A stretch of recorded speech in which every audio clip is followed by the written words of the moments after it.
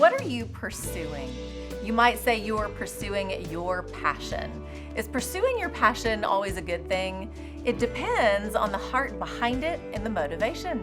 Is it rooted in the spirit or rooted in the flesh? There is a big difference. For me, as a believer in Jesus, I am motivated by the Spirit of the living God in me. No longer is it about my will and my way. It's His will and His way for my life.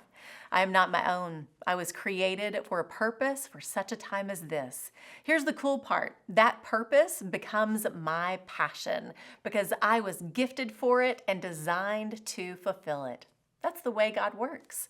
Oftentimes, though, we get distracted, we get overwhelmed, we lose sight of what matters most, and we clutter up our heart, life, and home with things that lead us away from that passion and purpose. We settle for idols, cheap imitations, and substitutes of God's best for our life.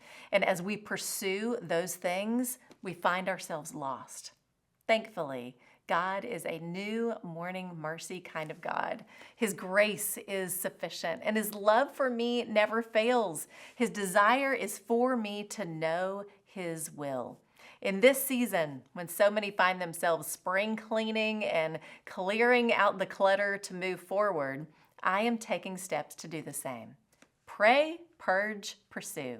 These 3 steps have led me to be still and listen to where God is leading me to move forward in areas of my life.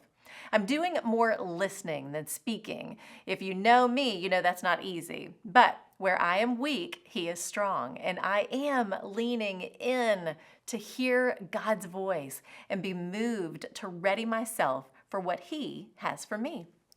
Pray and listen to what God wants to gently reveal to you. Purge and clean out what needs to be made new, pruned, or thrown out of your life. Pursue with passion where God is leading you. Pursue is our last step. This is where we are confident of what God has spoken, and we know the steps we are to take by faith, and we are now at the starting block getting ready to run. Our feet are locked and loaded, and the path is clear. Hebrews 12, 1 and 2.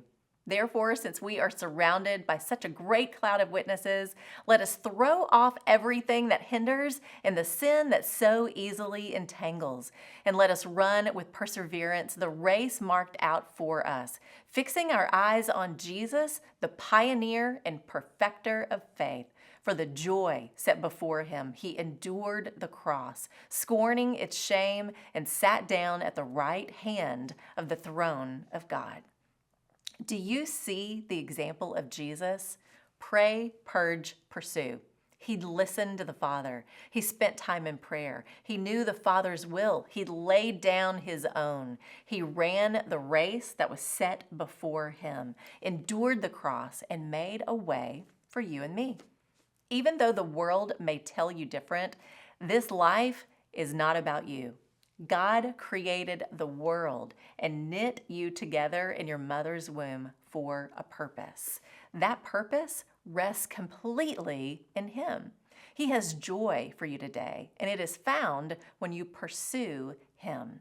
Because as you do, the path and purpose for your life becomes clear, and you can't help but pursue it with passion. That's the truth. Don't be overwhelmed in this season. Do what I'm doing. Pray, purge, pursue. Joy isn't found in doing all the things we should be doing.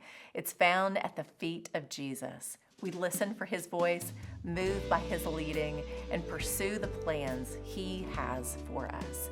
Let's ready ourselves for the race we were created to run. I'm Lori Cline.